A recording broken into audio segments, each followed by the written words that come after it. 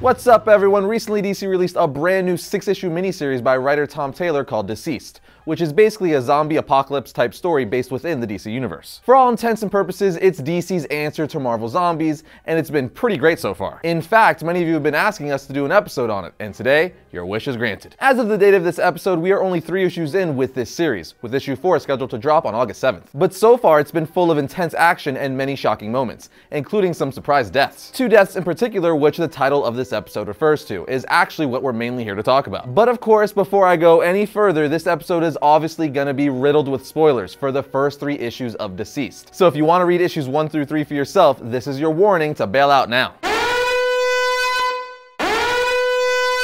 Okay, if you're still here, that means you don't care about spoilers or you've read the first 3 issues. So let's dive in and see what this story is about and who the heck Superman and Alfred killed. The comic opens up with Superman having just broken Darkseid's jaw and the Justice League defeating Darkseid yet again after a long, grueling battle. Superman says, "You'll leave Earth, Darkseid, now." Batman then says, "You will not return to our world," with Wonder Woman following up saying, "The lasso of truth compels you." Then Darkseid replies, "I will not return. I have no need. For the truth is, I have what I came for," as he tears off Wonder Woman's lasso and throws it to the ground in a mic drop moment while returning to Apocalypse. We then learn that Cyborg is missing via Batman, as Batman secretly has a tracker on everyone in the Justice League without them knowing, because Batman. Of course, this raises some concerns with the League, but they didn't have time to get into it with Batman. We are then taken to Apocalypse, where we see what Darkseid came to Earth for. It was Cyborg. And one of Darkseid's elite, the sadistic torturer DCeased, has essentially crucified Cyborg to an apocalyptic type torturing table. Kind of fud up. We then find out the reason for Cyborg's abduction. DCeased tells Cyborg that the almighty Darkseid already has half of the anti-life equation, but the other half had manifested on Earth, which he found. Cyborg asks where, and Darkseid walks in saying, "In you." Oh snap, son! Long story short, DCeased tells Darkseid Cyborg won't survive the extraction, so he calls upon Death, aka the Black Racer, to essentially prolong Cyborg's death to get the piece of the anti-life equation he needs. But Death corrupted and changed the equation, turning it into something else. Something horrific and deadly. Darkseided! Something that infected Darkseid and made him go crazy, clawing off his freaking face. DCeased then sends the now infected Cyborg back to Earth to try to get rid of the problem, but it was too late. Darkseid starts going crazy and jumps into Apocalypse's core, unleashing all of his power, destroying himself and all of Apocalypse. That's right, he blew it up from the core. And this is just the beginning, friends. After this, we see Cyborg return to Earth, and once he does, his system was automatically online, and the anti-life equation leaped from him, patient zero, to the internet. Cyborg tried to firewall himself, cutting himself off from the world, but it was too late and the damage was done. And this is where we get an explanation of what exactly is going on. We learn that the anti-life equation began to spread as a techno-organic virus that attacked through social media as a disease that bridged the digital divide to the biological and infected the minds of all who saw it. And once infected, they would mindlessly share messages and tweet the equation, spreading it even more. The equation made people desperate and scared, so they tried to tear the equation from their heads, which is why everyone infected starts clawing off their faces before they're eventually enslaved by the equation. Meanwhile, Superman is talking to Mr. Miracle and Big Barda at their home, but having super hearing, he hears screaming from the city. So he flies off to see what's going on, only to find out the world is tearing itself apart. So of course, he immediately flies home to his apartment to warn Lois and John of this techno-organic virus. We are then thrown to Batman in his Batcave, who of course has the virus quarantined and all of his firewalls in place on his Bat computers, because again, Batman. He then runs diagnostics on how many people are infected, and we find out it's 600 million worldwide, and that at the current rapid rate, the virus will spread to almost every internet-connected device within days, infecting billions. Batman then realizes the internet connection hasn't been disabled in his mansion, only the Batcave. So when he goes to check on Alfred, he sees that Nightwing has been infected and is trying to tear Alfred and Bruce apart. But it gets worse, because he also sees that Tim Drake has been infected, and he tears a chunk out of Batman's arm. But it gets even crazier than that, because the final page of the comic shows Nightwing biting a piece of Batman's neck off. So yeah, the comic ends with Nightwing, Tim Drake, and Batman all being infected. I'd say that's a pretty solid cliffhanger. The second issue then picks up with Aquaman discovering an empty cargo ship in the North Atlantic Ocean.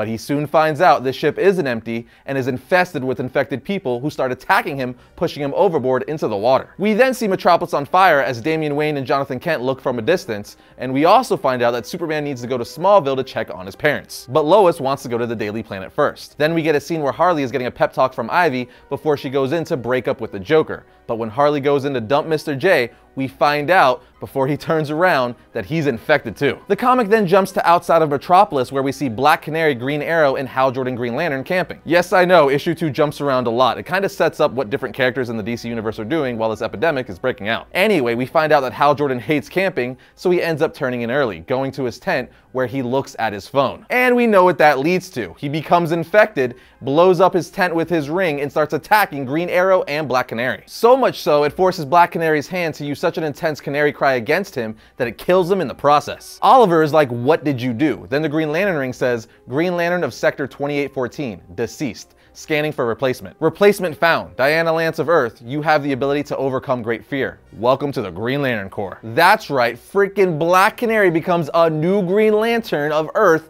in this issue. I know this series is out of the main DC comic continuity, but this is freaking awesome either way. But skipping some stuff here and there, we are eventually brought back to Batman in the Batcave, who had put on one of Mr. Freeze's old suits to slow down his metabolism, which in turn slows down the spread of the virus within him. He then tells Superman, "Even though I slowed it down, the infection is soon going to take over." He goes on to tell Superman, "There's literally no time for sentiment, Clark. It's a technological biological hybrid that can be transferred through blood and through digital imagery. To save the world, you're going to have to destroy any human carriers, and you're going to have to take down the internet." How insane is it that Batman is straight up telling Superman he's going to have to kill millions of people to stop this? There's just something epic about putting heroes in these impossible situations, especially a Boy Scout like Superman. After this, Batman goes on to tell his son Damian that he left something for him with Alfred, which is a briefcase that has the bat symbol on it, which we could only assume is a bat suit, having his son carry on his mantle.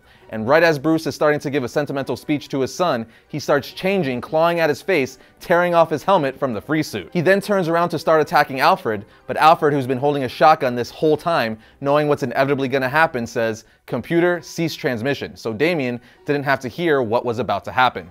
Alfred then says, "It shouldn't have ended this way. Not for you. I'm sorry, son." And then bang!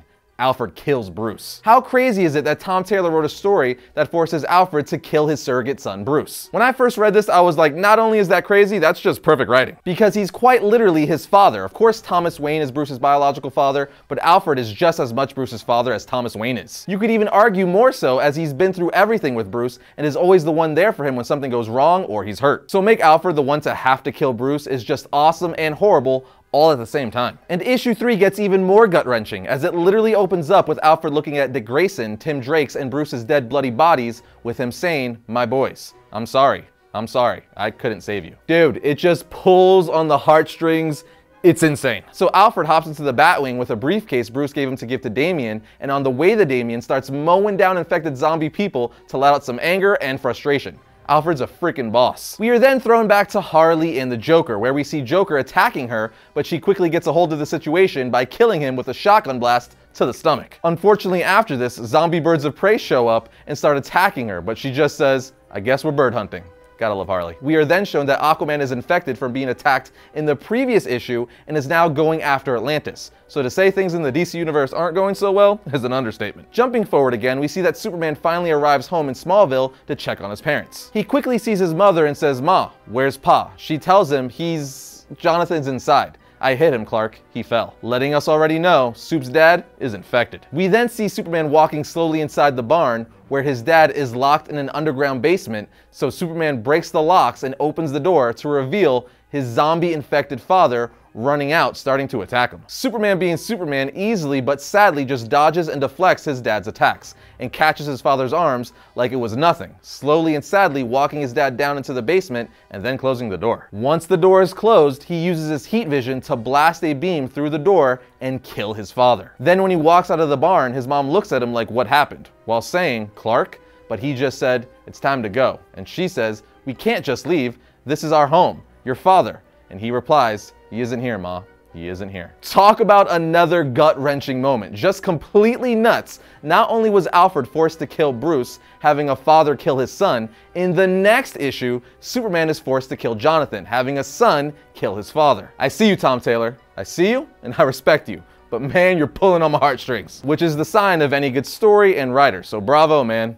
Deep cuts. So sad, yet so good. And at this point, I'm just insanely curious to see where the next half of this story is going. Because if this is how Tom Taylor started this series, I can't even imagine where the final 3 issues are gonna go. Either way, that does it for our recap of the most shocking DCeased moment so far. Needless to say, if you're not reading DCeased, you definitely should be. It's an awesome Elseworlds type story. And even though I just gave you all the big plot moments from the first 3 issues, you still want to read these 3 issues to get all the little nuances and things I didn't touch on. At the end of the day, it's always better to read things for yourself, so you get the full story with all the amazing artwork. Not to mention, it's incredibly important that we always support the industry and the creators who are working hard to bring us the comics and characters we love so much. Anyway, let us know what your thoughts are on Alfred and Superman being forced to kill Bruce and Jonathan Kent, as well as what your favorite DCeased moment is so far, in the comment section down below.